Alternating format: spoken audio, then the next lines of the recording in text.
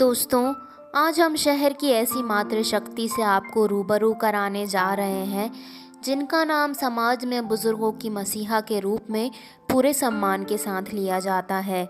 हम बात कर रहे हैं श्री हरि वृद्धा आश्रम की संचालिका श्रीमती इंदिरा शर्मा जी की, जिन्होंने पीड़ित मानवता की सेवा को ही अपने जीवन का लक्ष्य बना लिया है।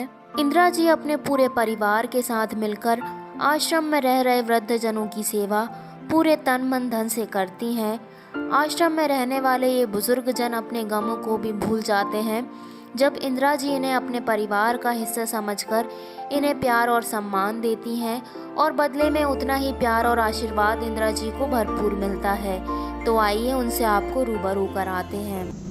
तो दोस्तों, श्री हरि वृद्धा आश्रम की संचालिका श्रीमती इंदिरा शर्मा जी हमारे साथ हैं। Thank you so much ma'am, आप हमारे साथ जुड़ रही हैं। तो सबसे पहले मैम, हम आपसे यही जानना चाहते हैं कि क्या कोई ऐसा इंसिडेंट हुआ था या कौन सा ऐसा मोड़ आया था जब वृद्धा आश्रम की शुरुआत हुई थी? मेरे जीवन में कुछ ऐसे बुजुर्ग आए थे जो अकेले हुआ करते थे, और मेरी माँ और दादी उन्हें खाना देने के लिए पहुँचाती थी। जब मैं छोटी थी उसी समय ये दिखता था कि अब ये बहुत बुजुर्ग होते जा रहे हैं, अब इनका क्या होगा। तो ऐसी स्थिति में ये लगता था कि जो अकेले हैं, बुजुर्ग हैं, जीवन के अंतिम पड़ाव पे, इन्हें कुछ ना कुछ, कोई ना किसी सहारे की ज़रूरत है। हमारी शादी हुई शर्मा जी के साथ में, तो सेवा का जज्बा जो है आप में भी भरपूर था। एक बुजुर्ग आए हमारे यहाँ खाने के लिए, आपको कलेक्ट्रेट में मिले थे कि बहुत भूखा हूँ, कुछ पैसे दे दो, खाना वाना खिलवा दो। उन्हें खाना खिलवाया, खाना खिलवाने के बाद में वो साथ ही आ गए, आपका पीछा ही नहीं छोड़ा बिल्कुल। घर आए, घर में बोले मैं तो 2-3 घंटे रुकूंगा। 2-3 घंटे रुकने के बाद में पता चला शाम हो गई, अब वो जाने ही तैयार नहीं हुए। उन्होंने हमें बताया कि उनके जो बच्चे हैं उनके साथ में बहुत मारपीट करते हैं। वो ग्यारसपुर तहसील के रहने वाले हैं। आप कहें कि मैं बिल्कुल नहीं चाहूँगा, आपको जैसे रखना है आप मुझे भूखा रखेंगे, प्यासा रखेंगे, जैसे भी रखेंगे, लेकिन आप रखो, मैं अब कहीं नहीं जाऊँगा। फिर हमने उनकी व्यवस्था की रखने की हमारे ब्रदर के स्कूल में। अब एक व्यक्ति को कहीं रखना बहुत कठिन था, उन्हें दोनों वक्त भोजन और चाय की व्यवस्था वगैरह करते थे। इसी दौरान एक माँ बेटी थी हमारी जानकारी में आई कि वो दोनों भी अकेली हैं, उनके पास बहुत कुछ था लेकिन उनके अपनों ने उनसे सब कुछ छीन लिया था। माता जी की उम्र लगभग 100 वर्ष की थी, वो बेटी 70+ थी। ऐसे करके पता चला कि अब इनके रखने की स्थायी कोई ना कोई व्यवस्था तो करना पड़ेगी। इस तरह से ये वृद्धाश्रम की शुरुआत हुई। कहते हैं ना कि परहित सरिस धर्म नहीं भाई, पर पीड़ा सब नहीं अजमाई। अपनों के लिए तो सब करते हैं, लेकिन पराये और पीड़ितों के लिए करना का जो सुख है उसकी अनुभूति अलग है। मैम, वृद्धाश्रम को शुरू हुए करीब 15 साल हो चुके हैं, तो शुरू होने से लेके अब तक के हम खास अनुभवों के बारे में जानना चाहेंगे। साथ ही जो वृद्ध माता पिता वृद्धाश्रम में रहते हैं उनके बारे में भी हम आपसे जानना चाहेंगे। मैंने ये वृद्धाश्रम की शुरुआत 2005 में किराए की बिल्डिंग में उदयनगर कॉलोनी से शुरू किया था। हमारे सामने चुनौतियाँ बहुत सारी आई। किराए की जो बिल्डिंगें होती थी, ऑनर को ऐसा लगता था कि अब समाज जुड़ा हुआ है और इस तरह की सेवा यहाँ हो रही है तो ये लोग बिल्डिंग खाली नहीं करेंगे, इस तरह का भाव उनके अंदर होता था। ये हमारे लिए एक बहुत बड़ी चुनौती होती थी। ये तो समस्या साथ में थी। कई बार हमारा मन अंदर से बहुत दुखी हो जाता था। हमारे पास में ऐसी माता, ऐसे बुजुर्ग भी आए। एक माता को उदयनगर कॉलोनी के ही हमारे जो पड़ोसी थे वो लोग लेकर आए कि दीदी इन्हें रखो।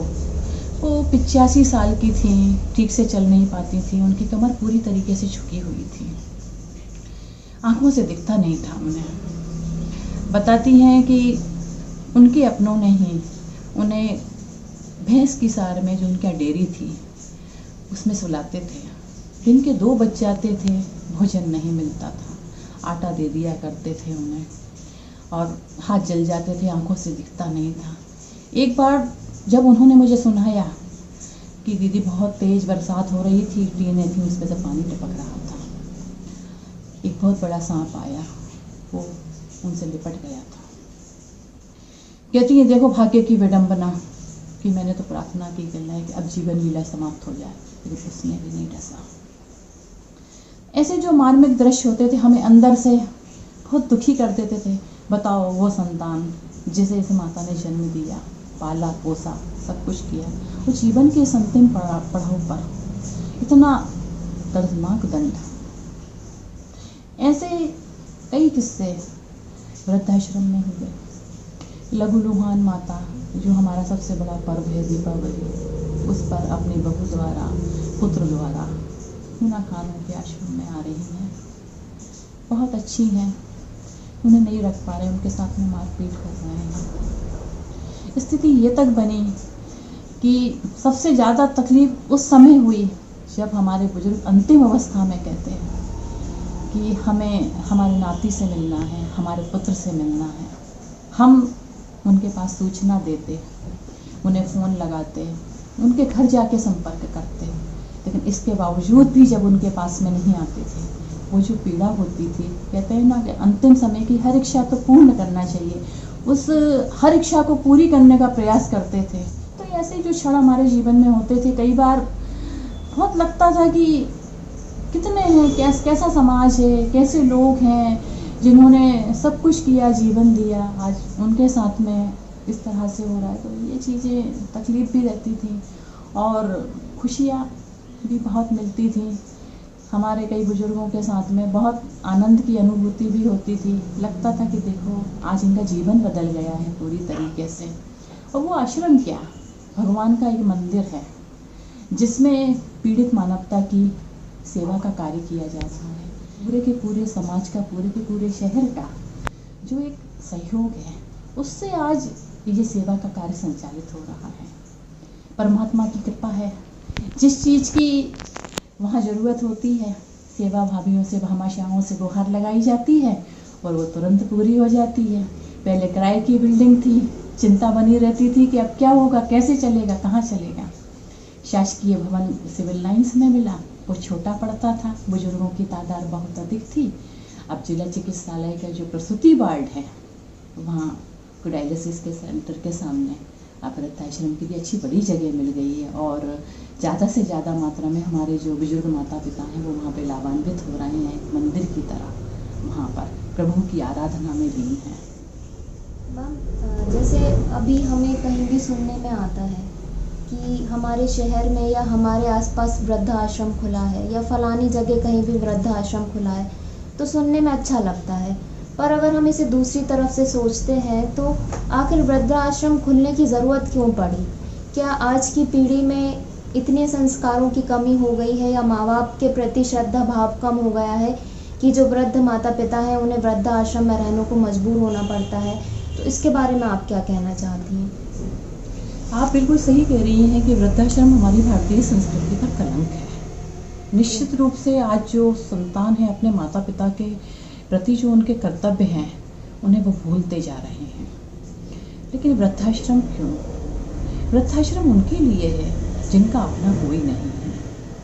जीवन के अंतिम पड़ाव पर उनका कौन होगा?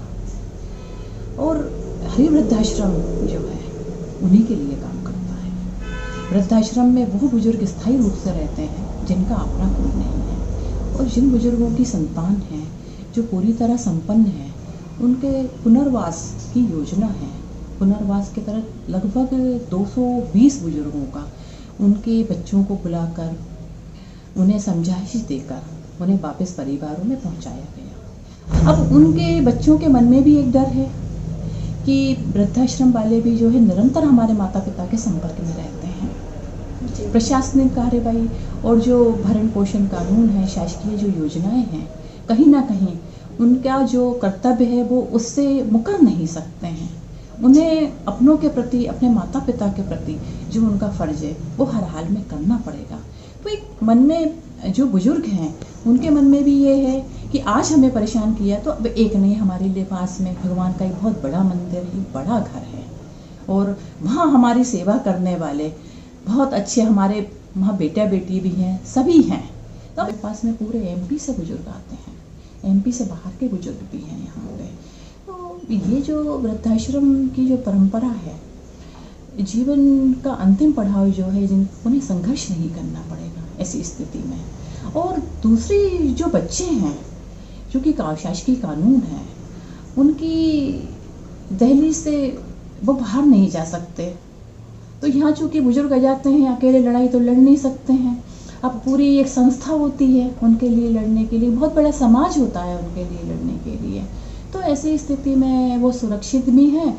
और जहाँ तक उनके अधिकारों की बात है तो उनके अधिकार भी उनको मिल जाते हैं।